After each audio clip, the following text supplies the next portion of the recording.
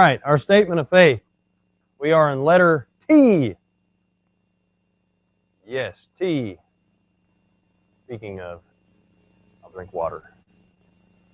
T will keep me up all night. All right, letter T, civil government. All right.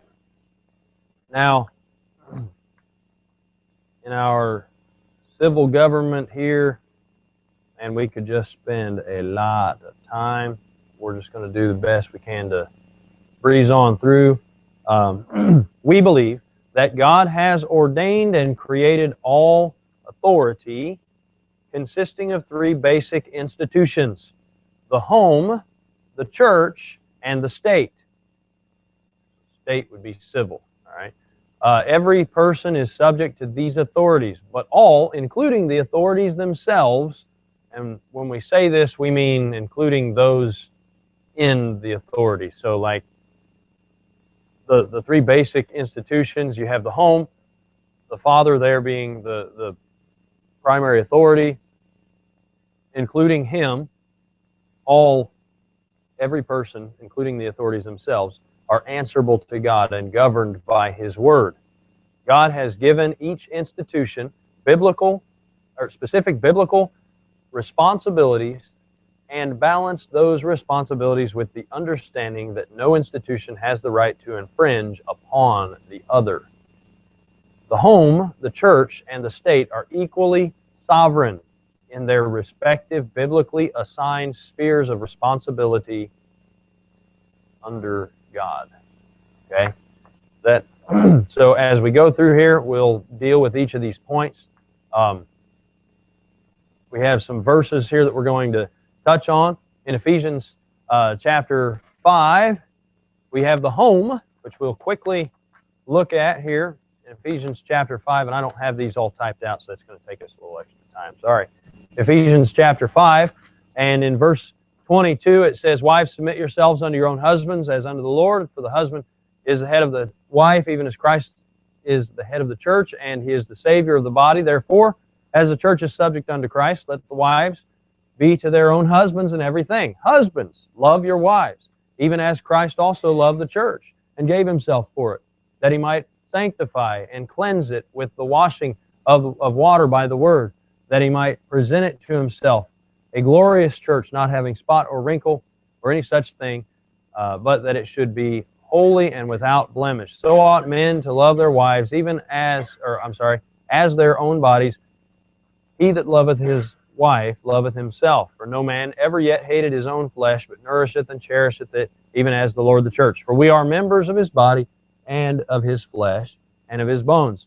For this cause shall a man leave his father and mother, and shall be joined unto his wife, and they two shall be one flesh. This is a great mystery, but I speak concerning Christ and the church. Nevertheless, let every one of you in particular so love his wife, even as himself, and the wife see that she reverence her husband." And so this is just looking at the home. We could spend a whole lot more time on that. In fact, that actually kind of addresses the church as well, but we could spend a whole lot more time on that. We could go back to Genesis, and we could say, okay, in Genesis chapter 2, in chapter 1, God created them male and female. Genesis chapter 2, as God brings Eve into the picture, and we have man and wife, and as he quotes here, "For this cause shall man leave his father and mother, and shall be joined unto his wife." This is what Adam said when he said to Eve, "This is now flesh of my flesh, bone of my bones. She shall be called woman." And so that's the home. That's the first institution in the Bible. The second institution was not the church, it was the state. But the church we're going to deal with next, because we're primarily dealing with the state or civil government in our study today. So the church in Hebrews 13, just a quick reference here. Hebrews 13:17, it says, "Obey them that have the rule over you, and submit yourselves, for they watch for your souls, as they that must give account, or that they may do it with joy and not with grief, for that is unprofitable for you." And primarily what we're dealing with here is the authority in the home, as it said, for the husband to love his wife, for the wife to submit to the husband, looking at what the authority structure is there in the home, and then the authority structure. So in the home you have the husband, and then the wife, and then the children, all lined out. And you could actually go all the way through chapter 6 of Ephesians, verse number 9. It deals with the children, deals with servants, all of that in the home.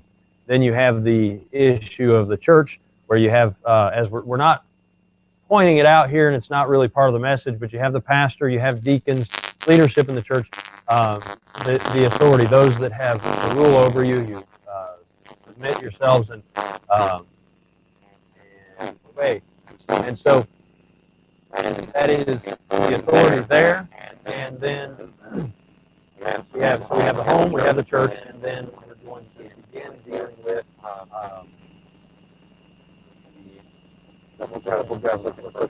Peter. Sorry, it's really tough. I'm so used to glancing down into the verse, and now I have down and to turn to it. It's a little more difficult. So in 1 Peter chapter 2, verse 11, says, "Dearly beloved, I beseech you, as strangers and pilgrims, abstain from fleshly lusts, which war against the soul, having your conversation honest among the Gentiles, whereas they may speak against you, whereas they speak against you as evildoers, they may, by your good works, which they shall behold, glorify God in the day of visitation."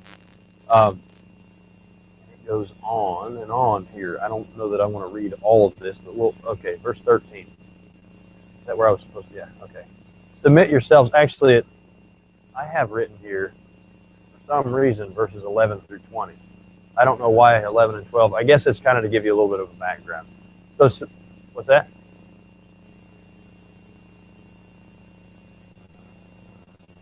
Okay.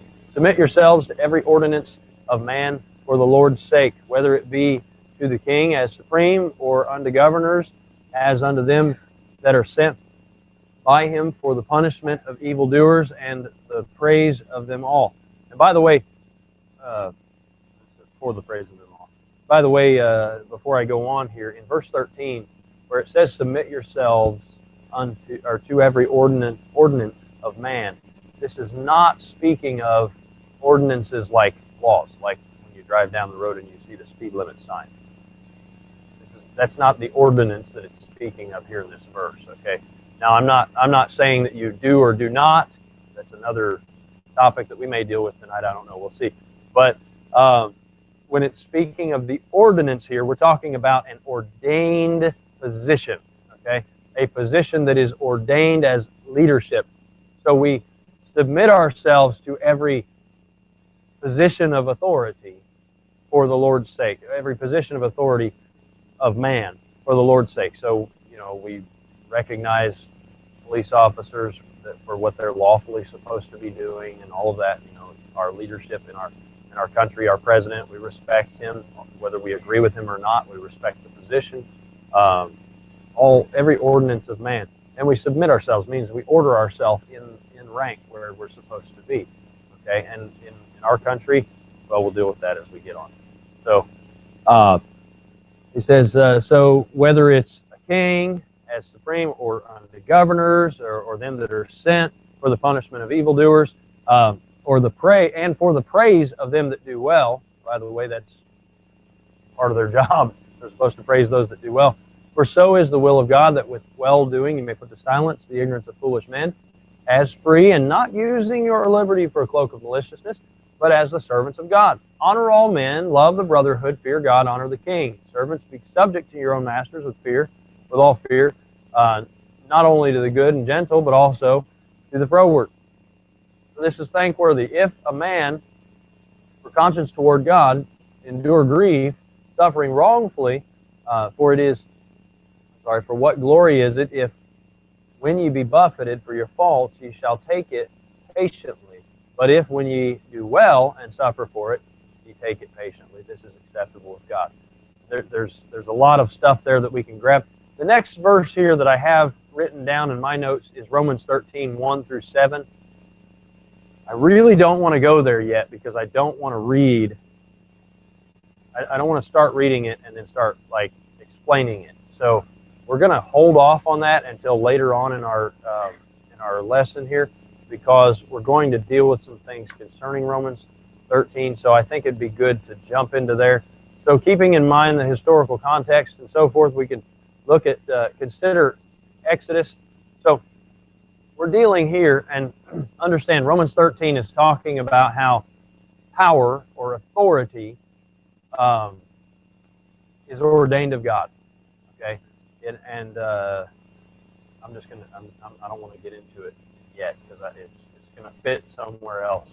So the powers that be, our government, our civil government, it's ordained of God. And when I say that, I don't mean like the divine right of kings, where certain people are in the position because God wants them there. No, I'm talking about government itself. Having civil government, that is ordained of God, and it is supposed to be there. Now, if it's not there right, well, we have in our country we have a responsibility to make it right. But civil government has its limitations, and we're going to deal with some of that here, looking at some historical examples. So in Exodus, if you were to read, and we're not going to tonight, but if you were to read Exodus chapter 1, verse 15 through chapter 2, verse 10, it would be summed up in Hebrews chapter 11, verse 23, which says, by faith Moses, when he was born, was hid 3 months of his parents, because they saw he was a proper child and they were not afraid of the king's commandment. Does anybody remember what the king's commandment was?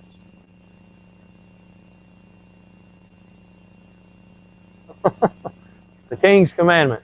The king's commandment for Moses, during Moses' day, when they were, when the Hebrew men-child were being born, what was supposed to happen? There was first off, there were the Hebrew midwives that were supposed to do something. Does anybody remember what they were supposed to do?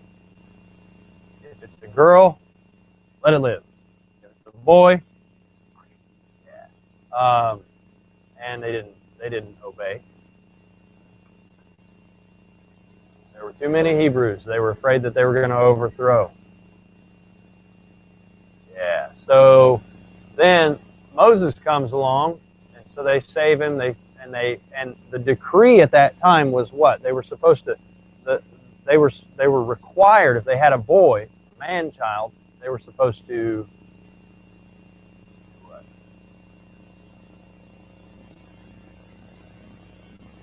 Throw it in the river. Throw it in the Nile River. Right. Which is to kill it, either by drowning or crocodile bait. So they're supposed to let them go. Well, they did not. They disobeyed the king's commandment. Why? Is it okay to disobey a commandment of the king? I mean, didn't we just see, submit yourselves to every ordinance of man?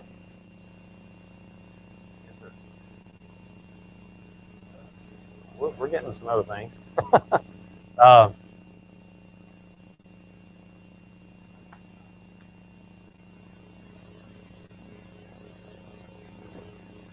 Okay, so they're not going to kill these innocent babies. This would be modern day, abortion. What do they call it? Like refusal kind of thing. Like where in China they force abortions.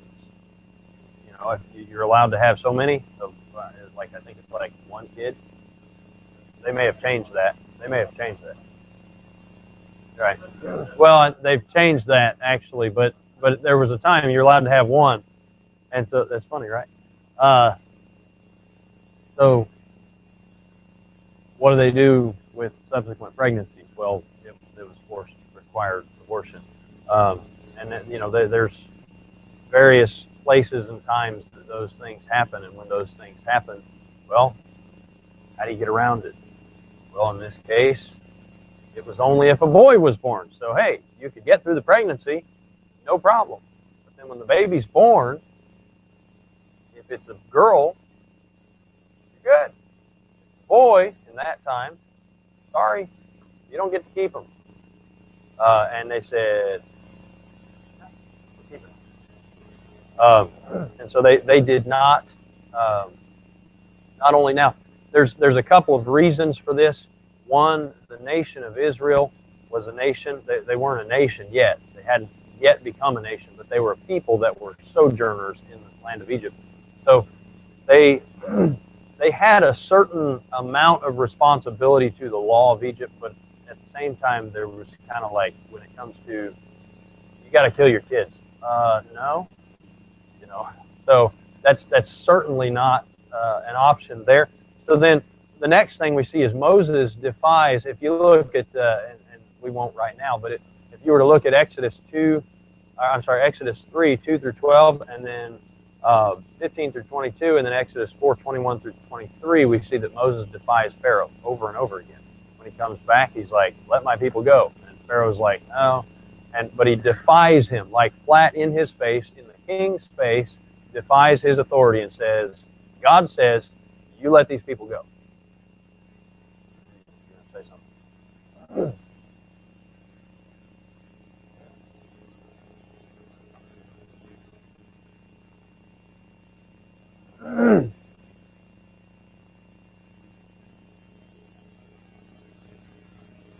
Yeah.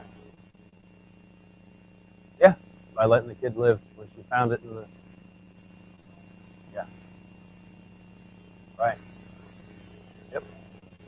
Yep. And later on, we know as Moses killed an Egyptian, and then he ended up leaving, and he was gone for 40 years, and he comes back, and God says, go and tell Israel that we're gonna go, and they're gonna come and worship me. Well, he comes to Pharaoh and he says, Pharaoh, let my people go, or God says, thus saith the Lord, let my people go, and he says no, and then eventually, Pharaoh says, don't ever come in front of me again, or you're going to die, and he does anyways, and he doesn't kill him. So you see this thing happening here. This is a appeal to authority. But in this case, it's actually because it was, first off, it was an unlawful ordinance. Okay, so ordinance that causes you to go against the natural law of God that He's set out in His Word. And when I say against the natural law of God, we're going to get into what civil government is for. So what has happened here is Pharaoh left off the responsibility of civil government was to protect the lives of those children, not destroy the lives of those children. And when civil government steps out of its bounds and says, I'm not going to protect the lives of the people in my kingdom, instead I'm going to decree that certain ones are not protected, they should be destroyed. Well, when they step out of that bound, they have left the realm that they're supposed to be in. And so concerning that particular commandment, now that doesn't mean that they just ignore every commandment from now on. No, that particular commandment they were to ignore. Sorry, Pharaoh, you don't have authority to tell me that I have to kill my child. You don't have authority to do that. And I would agree also that they don't have authority to make you do certain medical things like vaccination and so forth because they feel like it's important. Because they have a responsibility to protect your life. And they could probably try to pull one of those cards and say, well, we are trying to protect your life. You take this vaccination and it'll protect your life. Or it may have mercury in it and it may kill me. Or it may make me mentally retarded. Or it may not do good for me.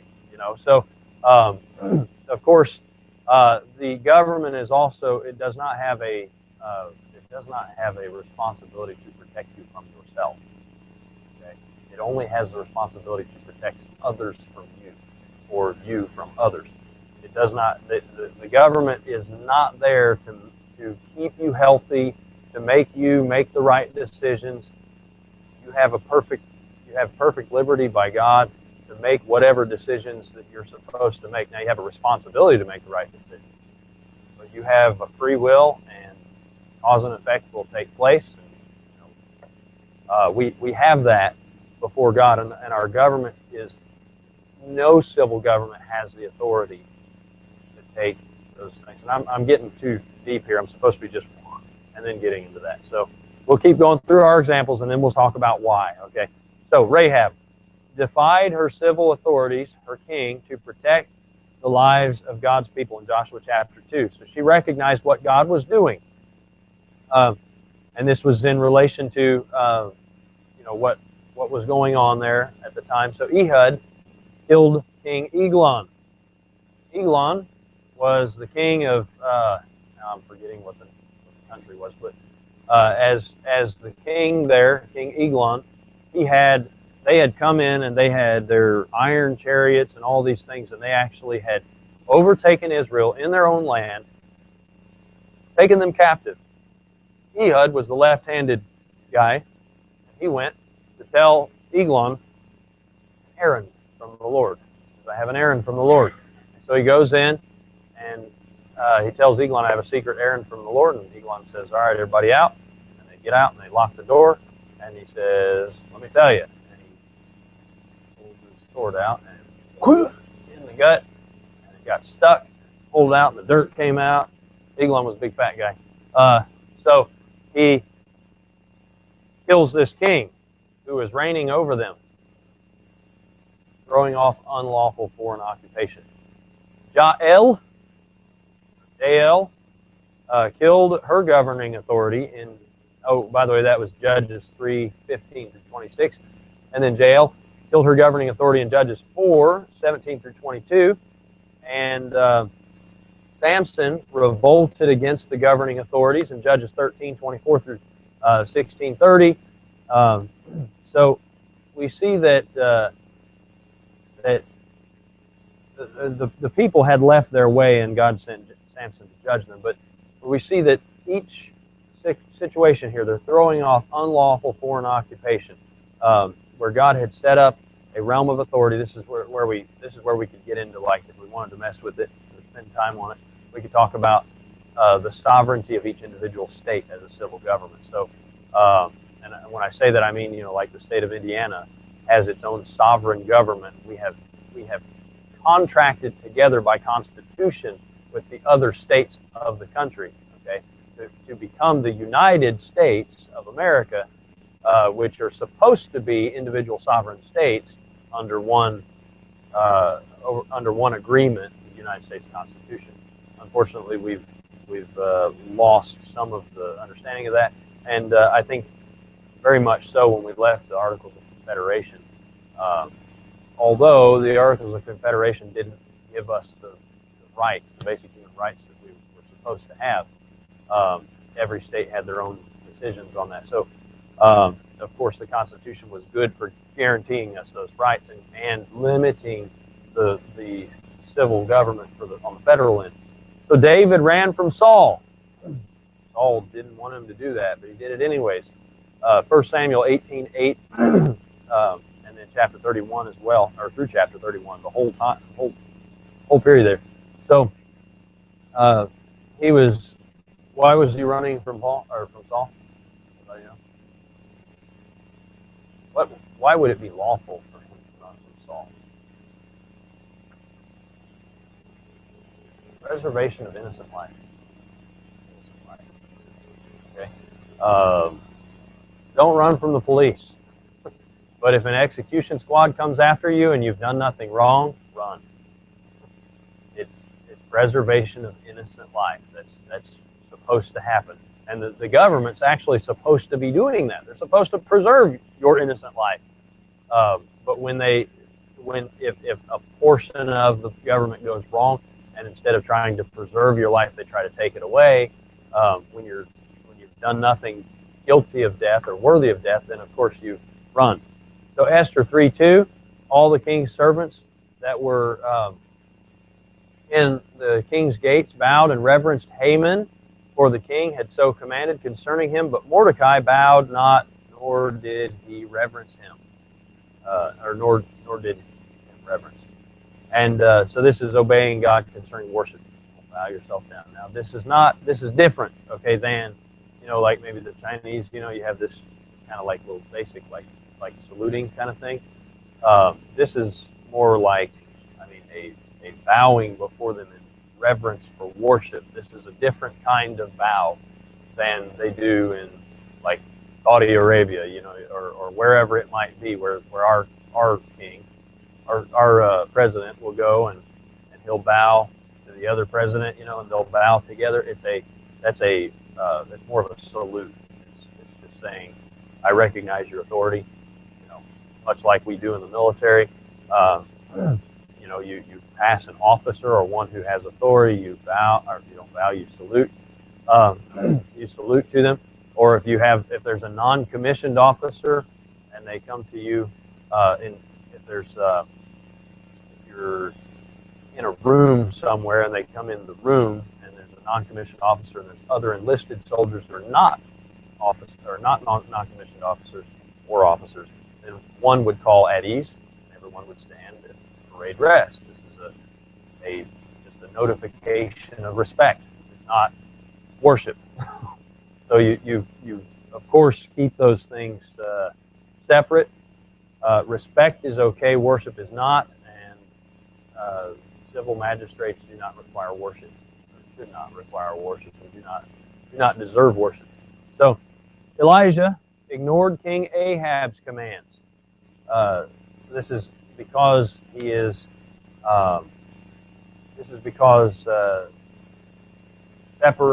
separating due to the fact that the state was wavering, because the command of Ahab was unlawful, and just various things there. So that's in 1 Kings 18, 17 through 21 or 41, and then 2 Kings 1, 9 through 16.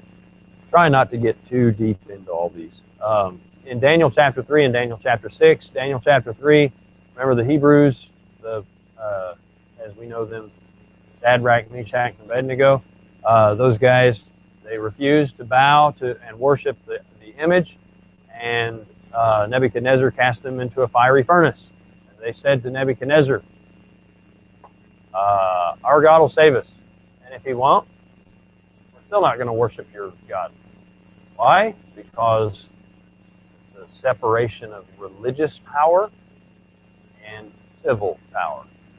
The civil authorities do not have the ability to force you to worship who you're supposed to worship. Now, on the other hand, there was a short period of time, and we're going to kind of deal with it as we talk about how civil government should be set up.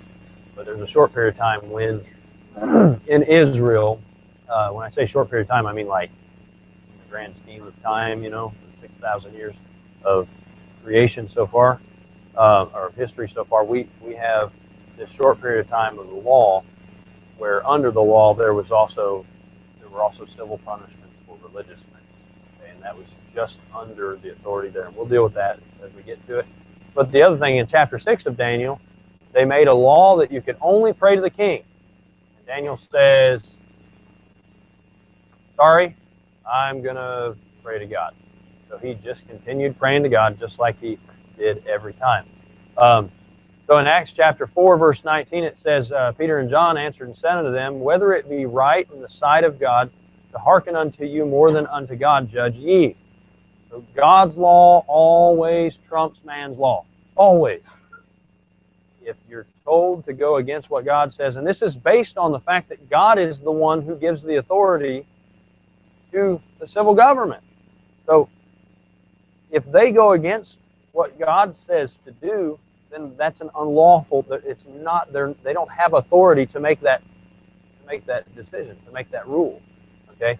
So whether it be right in the sight of God to hearken unto you more than unto God, judge ye.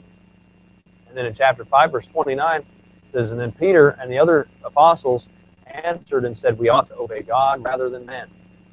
In chapter 5, verses 40 and 42, or 40 through 42, it says, and to him they agreed, and when they had called the apostles and beaten them, this is talking about to Gamaliel, he said, hey, leave them alone. If they're really doing something wrong, then nothing will come of it. If what they're saying is true, then why would we fight against God? It says, and they agreed to him, and to him they agreed. And when they had called the apostles and beaten them, they commanded them that they should not speak in the name of Jesus, and let them go. And they departed from the presence of the council, rejoicing that they were counted worthy to suffer shame for his name. And daily in the temple and in every house they ceased not to preach and teach Jesus Christ. They went and did it anyways. Not because they're rebels. They did not do it because they're rebels. And we do not advocate rebellion. We absolutely do not advocate rebellion. We advocate obedience to the powers that be. And the powers that be are ordained of God, but they're only ordained of God to execute what their realm of authority is. And when they leave that realm of authority in that particular situation, we do not rebel, but we obey God. Okay? So we don't advocate rebellion regardless of the fact. Okay? Regardless of what we're dealing with, we don't advocate rebellion. You ask the question, you may ask the question, well, what about like our revolution, American Revolution, when we threw off the chains of England and became our own nation here? Was that rebellion? Some would say yes. I would say no. No, because we had the right to form our own government. And the government of England, of Britain, was overstepping its realm of authority. Yes, sir.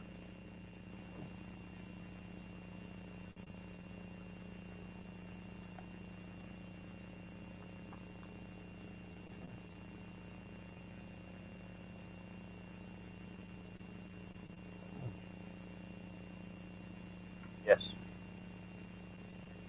You use words like a godly biblical government.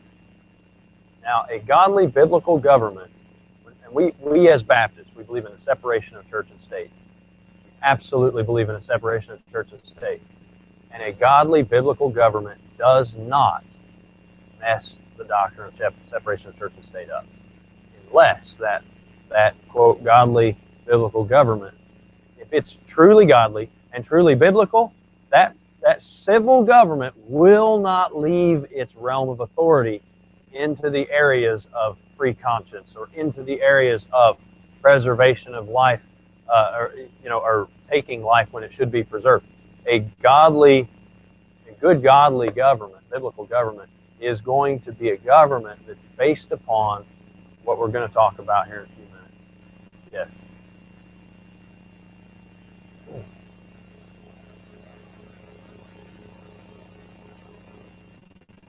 Correct.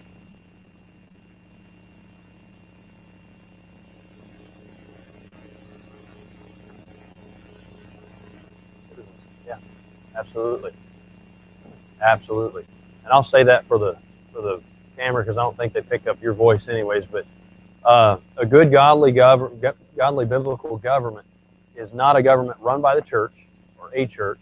It's not a government run, it's not a Christian government per se, but it is based upon the principles that God has laid out for government, like I said, we'll deal with here in a few minutes. So above all, or all of the above that we've discussed, all of those previous things that we've discussed here, they show us that God's authority is not subject to the authority of those who are ordained as civil authorities on earth. Okay? So God's authority always trumps, whether it's in the home, whether it's in the church, whether it's in the civil government. If at any time in the civil government, when the civil government goes against God's authority, you obey God rather than man. If the government of the home, being the father or the mother, goes against God's authority, you obey God rather than man. And you do not disobey on other things. So, like for example, in the civil government, they have gone astray, but not completely astray. Well, you obey God on the areas where they've gone astray, but on the areas where they have not gone astray, you obey them. Okay, so you still give that there. So then, how about taxes? I said, how about taxes? And we hear boo, and then crickets. Okay, so we're not going to deal with taxes like on a big, thing here, but we'll just mention a few things. I'll give you some verses you can look up later. Matthew 17, 24 through 27, and 22 through, chapter 22 of Matthew, 15 through 22, and then Luke 20, 25, Mark 12, 17, and another point on taxes. And those, by the way, those deal with taxes. Okay, how do you deal with taxes? Well, what did Jesus say? Render unto Caesar that which is Caesar's. Render unto God that which is God's. So, what do we, are we to pay taxes? Are we to pay taxes? We are to, in our country, we voluntarily pay taxes. We do. In fact, that was one of our statements on our Declaration of Independence, was that we were taxed without our permission. We pay taxes because we gave permission for taxes to be levied. If you don't like paying taxes, then you need to be involved in the civil process to have them removed. We pay taxes because we said we'll pay taxes. So I don't like paying taxes, but I know that there's a certain, certain responsibility that we have.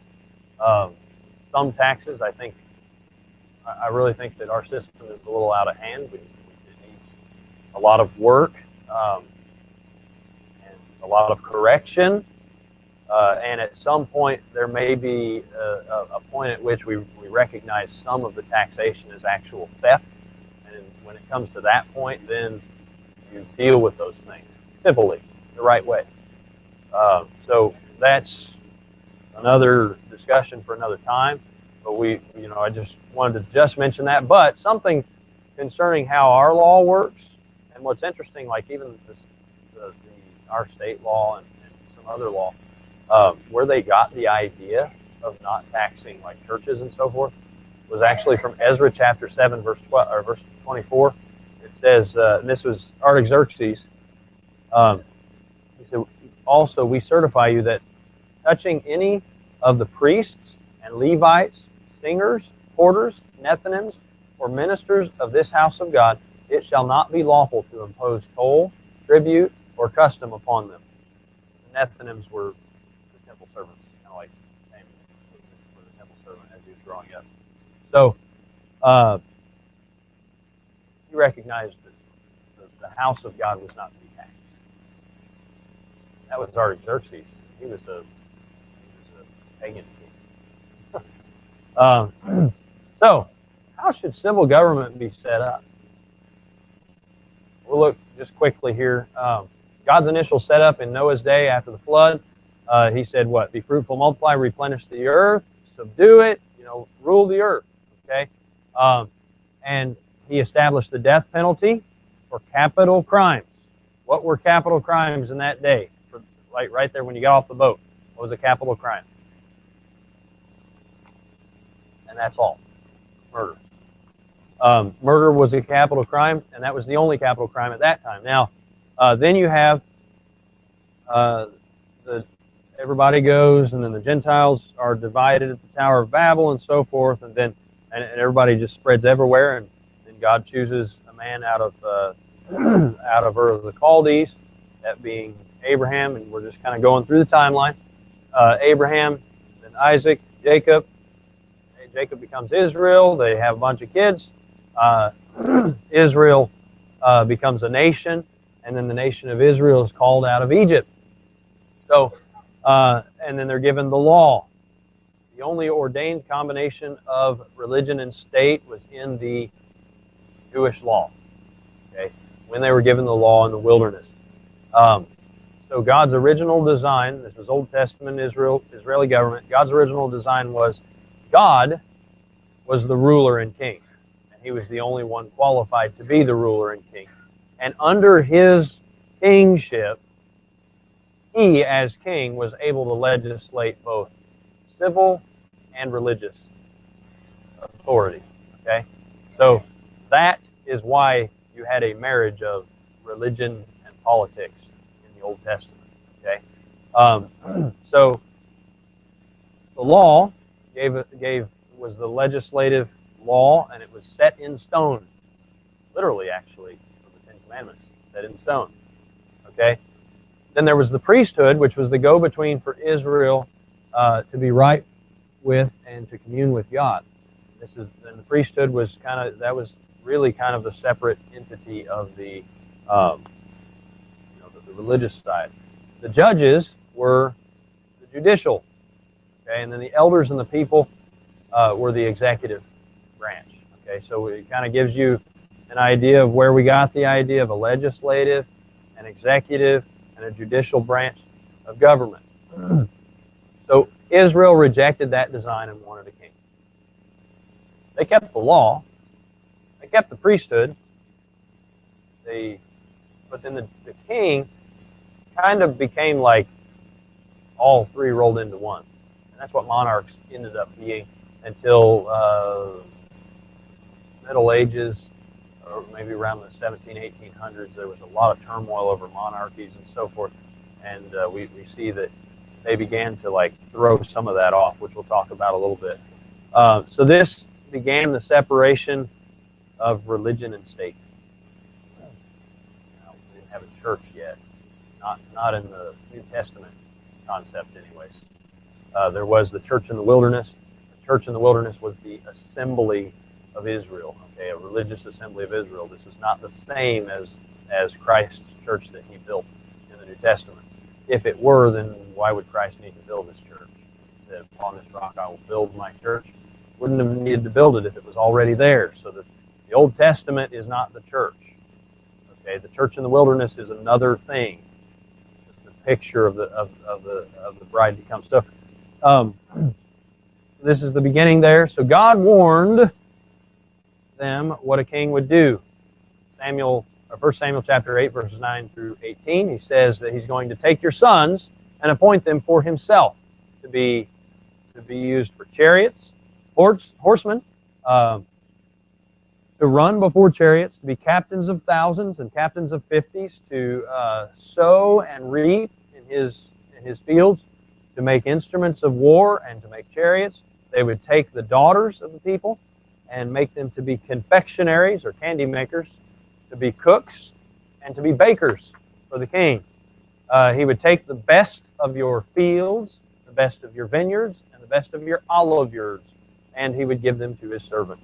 He would take your men servants, your maid servants, your goodliest men, and your donkeys, and he would put them to his work. God said that a king would do. Okay, you want a king? Here's what he's going to do. He's also going to take a tenth of your sheep, and you will also be his servants. You'll cry to the Lord because of him, and he will not hear you. That's in 1 Samuel chapter 8, verses 9 through 18. And he said, and I said, hey, you asked for it, now you're going to get it. That's pretty much what God was saying there. You asked for it, you're going to get it, here's what you're going to get. And you get told, here's your package deal. And so, because God knew that they were going to call for a king, he gave them rules for the king in Deuteronomy ahead of time.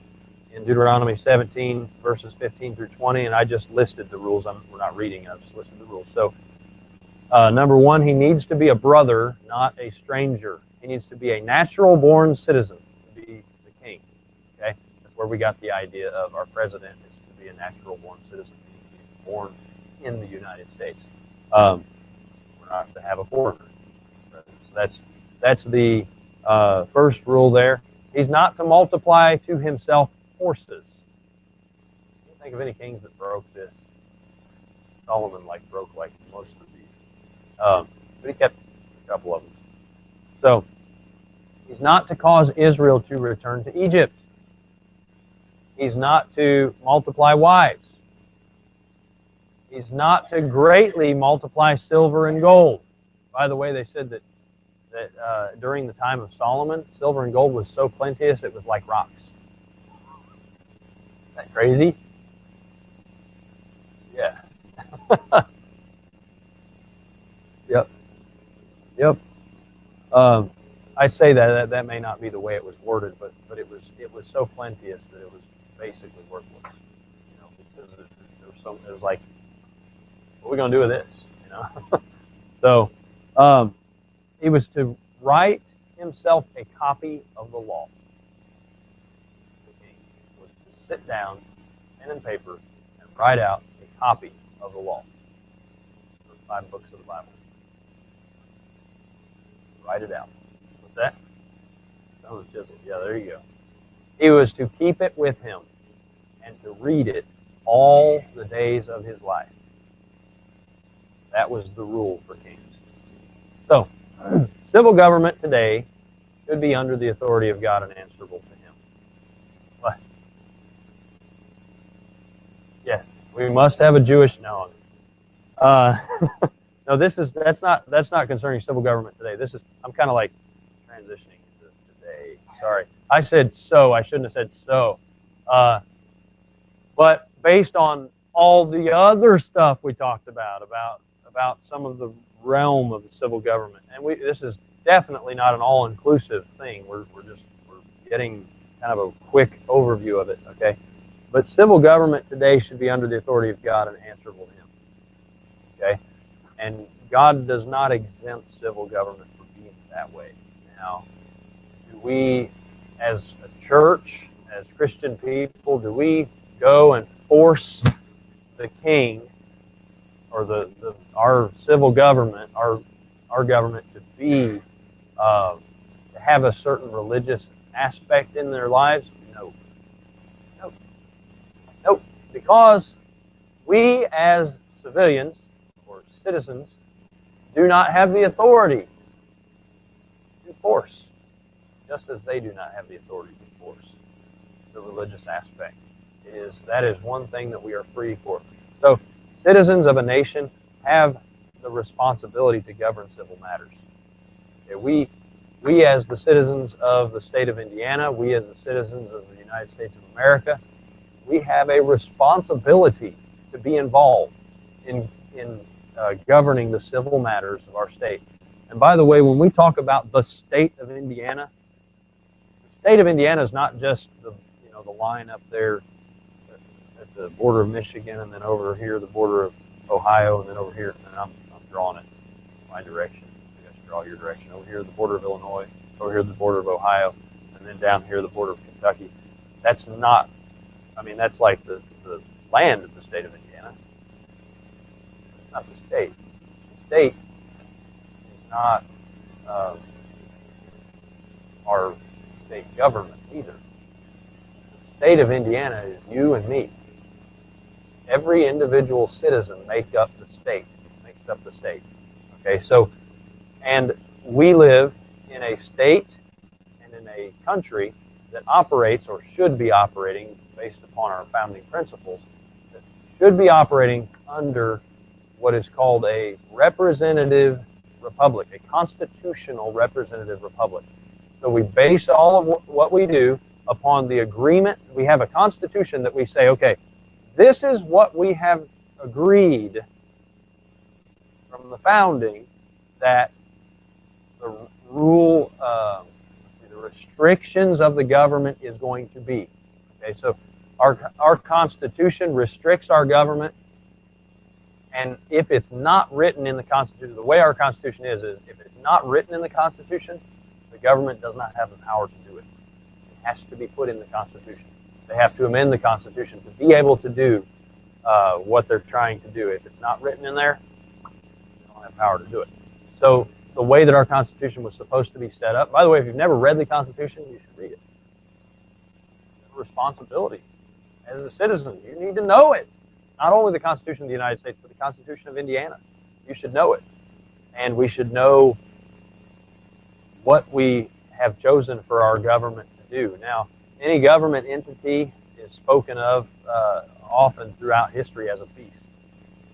And this beast in the Bible, it's spoken of as a beast, and this beast needs to be chained down. Thomas Jefferson said that the beast of government needs to be chained down by a constitution. And that's what we've done here in our country. They're trying to throw off the chains, but we have to recognize, and they have to recognize, that without the power, our representatives, without the power from the people, our representatives have no power. They have to recognize that, and we have to recognize that. We have a representative republic. Okay? So without we, the people, we have no government. Okay? We have a responsibility to be a part of that. So what's the purpose of the government? What is its function? Romans chapter 13. We're not really dealing with funk here. We're just gonna hit on some things. We're gonna actually deal with Romans 13 as we're going from Sunday morning. But we'll look at what the government does. Okay. So Romans chapter 13. Let every soul be subject unto the higher power. You have authority over it. Be subject to it. For there is no power but of God. The powers that be are ordained of God. Whosoever therefore resisteth the power, resisteth the ordinance of God. And they that resist shall receive to themselves damnation. It's not particularly talking about spiritual, but we're dealing with civil matters. Okay, so higher powers are what? Barack Obama? No, not necessarily.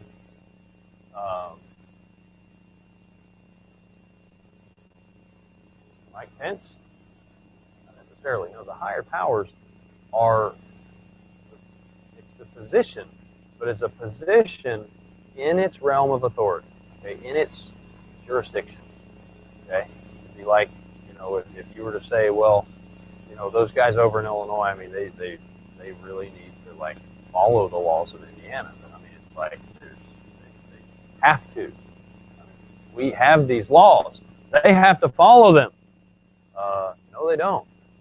They're in a different state. They have their own laws. They follow their laws. We follow our laws. Believe it or not, there are different laws in different states. Every state of the Union has different laws on various different things. A lot of them have similar laws, but we recognize that it is those who have jurisdiction where they have jurisdiction. Okay, and then the laws have a realm of jurisdiction, right?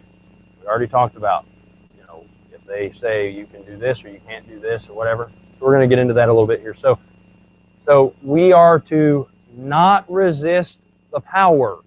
Okay, we do not resist the power. The power is the authority itself. Okay, so in verse 1, it says that there is no power but of God. Okay, God grants the authority. Okay, it does not say here, though, that whosoever resisteth the powers that be. God. It's not saying that if you resist an authority or a person who's in a position of authority, then you're resisting God. No. If you resist the power that God has given them, then you're resisting God. Let me give you an example. AJ, come here. Isaac, come here. We have authority here, right? Who's your authority? Who's your authority? Me. This is the home. All right? This is the home. Isaac, beat your brother up. Don't do it. Don't do it. He's about to do it.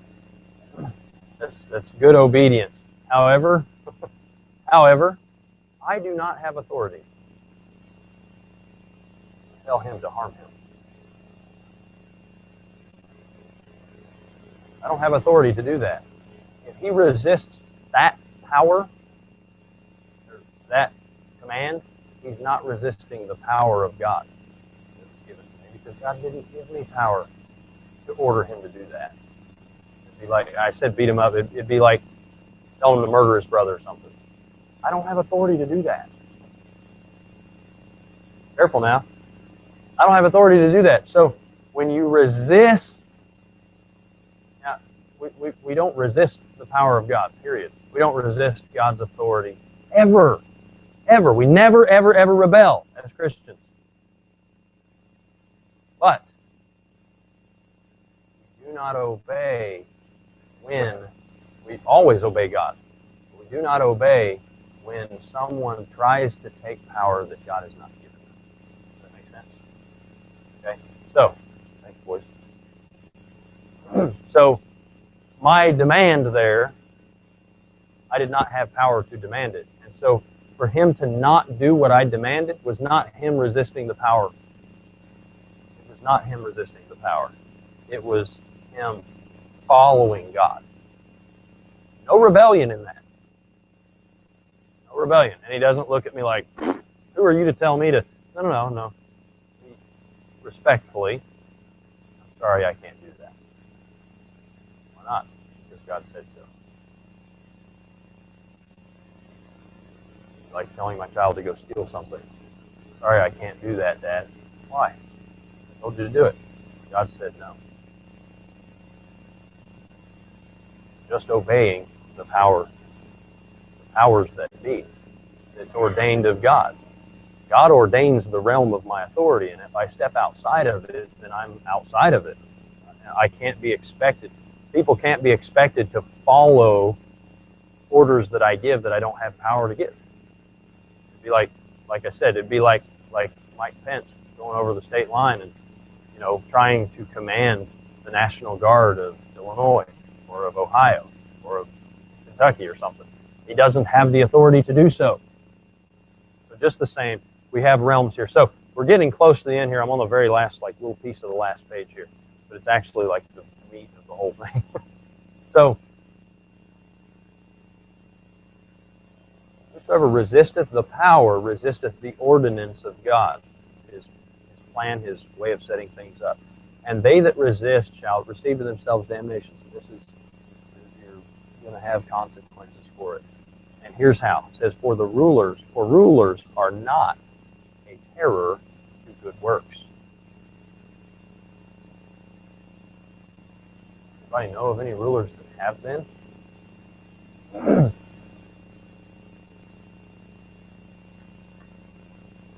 Terror to good works? How about Nero? A number of years after this is written, Nero is the emperor of Rome. He burned Rome down, and he blamed it on the Christians.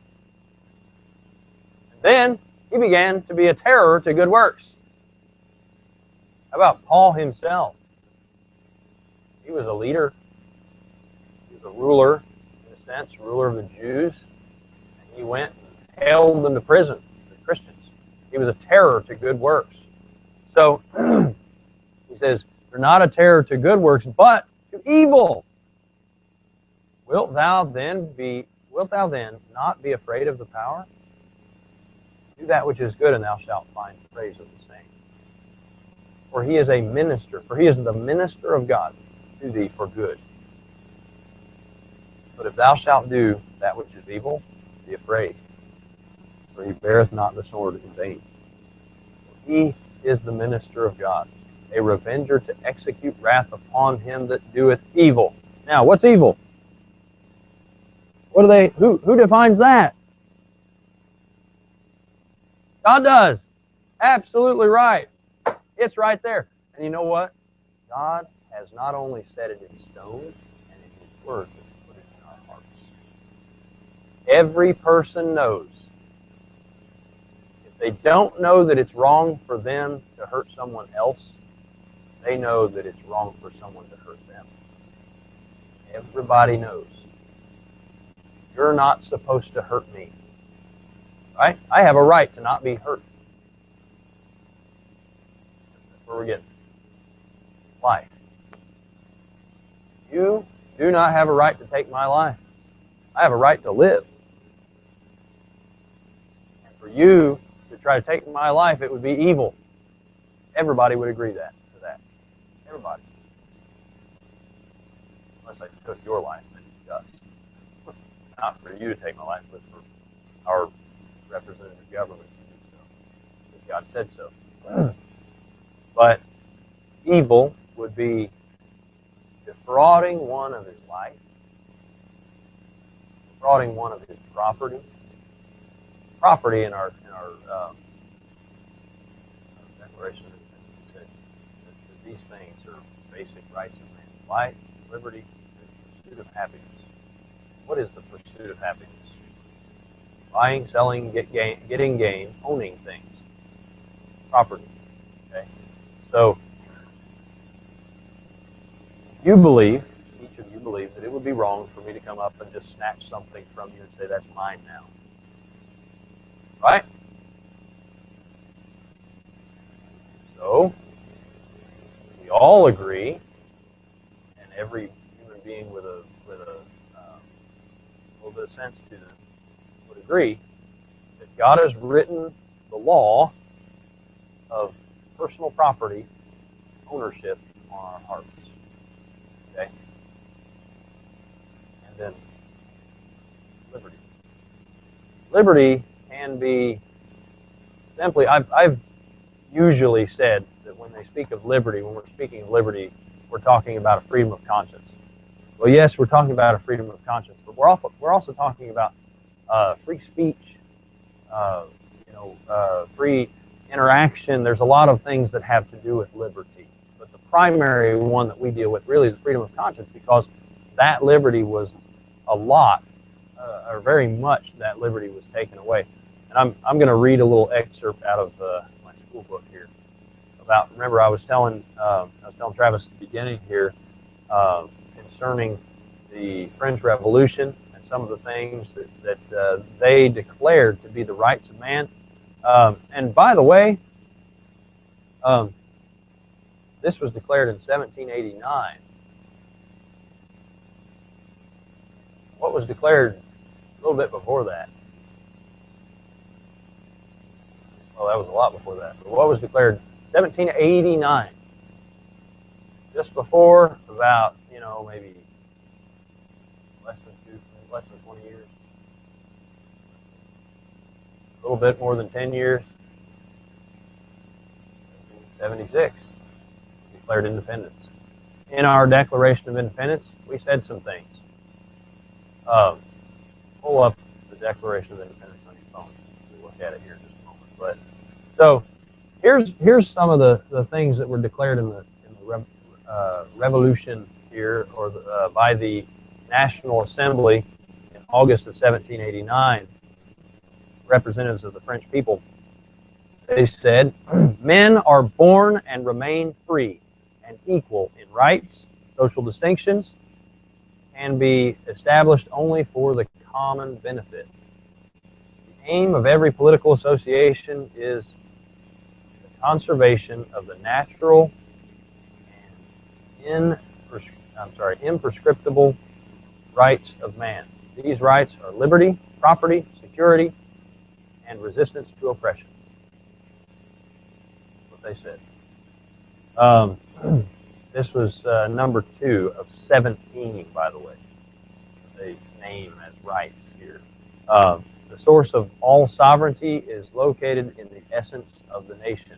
No body, no individual can exercise authority which does not emanate from it expressly.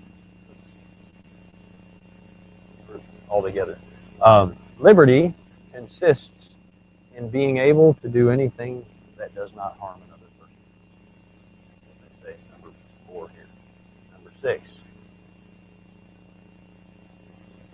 The law is the expression of the general will. All citizens have a right to concur personally or through their representatives in its formation.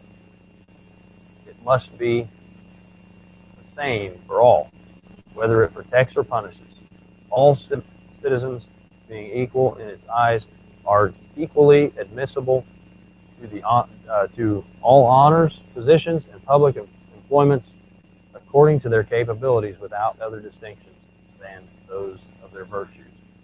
There's a lot here, but the idea is they're trying to get back to the idea of equality. Just because you were born of noble birth does not give you, anything special. Is what they're trying to say.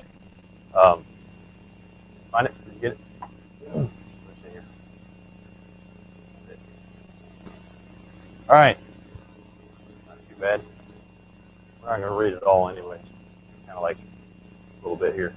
So when in the course of human events, it becomes necessary for one people to dissolve the political bands which have connected them with another, to assume among the powers of the earth the separate and equal to which the laws of nature and of nature's God entitle them, a decent respect of to opinions of mankind requires that they should declare the causes which impel them to the separation. We hold these truths to be self-evident, that all men are created equal, and that they are endowed by their Creator with certain inalienable rights, that among these, so not that these are the only ones, but among these certain inalienable rights are life, liberty, and the pursuit of happiness. That to secure these rights, governments are instituted among men, deriving their just powers from the consent of the governed. That whenever any form of government becomes destructive of these ends, it is the right of the people to alter or to abolish it, and to institute new government, laying its foundation on such principles and organizing its powers in such form as to them shall seem most likely to affect their safety and happiness. Prudence indeed will dictate that governments long established should not be changed for light and transient causes. And accordingly, all experience hath shown that mankind are more disposed to suffer while evils are sufferable than to right themselves by abolishing the forms to which they are accustomed. And it goes on. If you've never written, you should write it out. If you've never read the Declaration of Independence, you should. You absolutely should read the Declaration of Independence, because it tells you why. Why did we declare independence? Because we recognized that our government at the time was way outside of its realm of authority. And we tried and we tried and we tried to redress it, to change it, to fix it, to straighten it out. We tried for many, many, many, many years. In fact, generations tried and tried. And it was during that time in the late 1700s that a lot of these things were beginning to be recognized, that, hey, we have a responsibility to form our governments as people. We have a responsibility to care for the common good, to protect the life, liberty, and property of all people. And when it's not being done, we need to redress. We need to either redress or we need to completely separate and start over. And that's what had to happen in 1776 when we declared independence. And then later, we had Articles of Confederation, and then we decided to come together as one nation together as the United States. So some call this the triune principle, the life, liberty, and property. This is based off the concept of the second table of the law. This is God's general revelation. Okay, this is what God has made known to all men. This is not something that we need to find in the Bible. When we say a biblical government, we mean that it is scripturally set up. However, it could be set up without the scripture, because God has given us that law on our hearts already, and understand by nature the basic rights of man. And when they don't, like the governments don't, it's because they've justified in their own minds them having those rights and others not. Make sense? Any questions on any of that? By the way, we're supposed to pray for those in authority, for Timothy 2, 1 through 6. We should be involved in civil matters. So Jim said he saw me on TV at the slating convention for the Republican Party. Anybody else see me on TV? I was just curious. I didn't know I was on TV. I figured there was I saw the 59 guy up there or whatever. What's that? Oh, just in and out? Yeah. Probably when I was trying to make a run for it. What's that? Probably. Yeah, I was texting back and forth with you two when I was and Luke and no, I was done by the time Amelia sent me a text. We got done pretty quick. I mean, everything was voice vote, so it was great. But anyways, yes, be involved in the civil affairs of our community. We have a responsibility to affect. I don't say like Fountain Square Baptist Church has a responsibility to affect the civil authorities. No. You and I, as individuals, citizens of this great state, citizens of this great neighborhood, we have a responsibility. You know, I would like to be involved in some of the other things. The problem is a lot of times they schedule it like on Wednesday nights, like the South Side Neighborhood Association, the Southeast Side Neighborhood Association, is like this area here. I'd like to be involved in some of those things. I don't want to get so involved that I'm not paying attention to a lot of the other things, but we should have a certain level of involvement in our community and do what we can to make a difference. And some people need to be, you know, really, everybody needs to consider praying or pray about and consider the possibility of maybe God wants you to do something in the civil government. I don't mean be a politician. I mean be a statesman. Do something in the realm of our civil government. Maybe God doesn't want everybody to become a lifetime, you know, statesman, but you know, God does call people into that kind of work where we're making a difference, having an effect on those things. And so we certainly want to consider that and never rule it out that God would use us in that realm. Because God calls different people to different things. You may be called the pastor, or you may be called to be the president. Travis, you going to be the president? All right.